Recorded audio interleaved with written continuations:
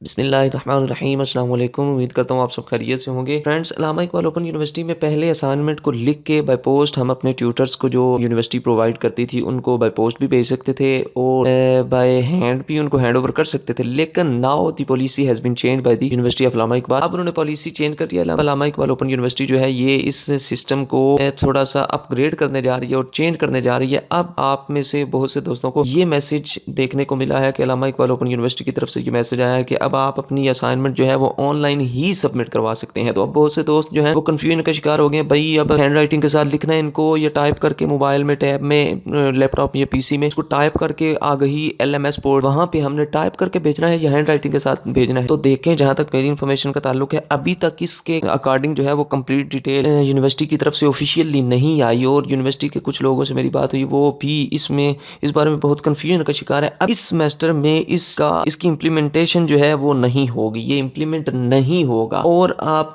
کے ذہن میں سوال آئے گا اگر ہو گیا تو پھر کیا ہوگا؟ اب تو ہمارا نقصان ہو جائے گا۔ نہیں، نقصان بالکل آپ کا نقصان نہیں ہوگا۔ آپ نے کرنا یہ ہے کہ آپ ہینڈ رائٹنگ کے ساتھ لکھیں۔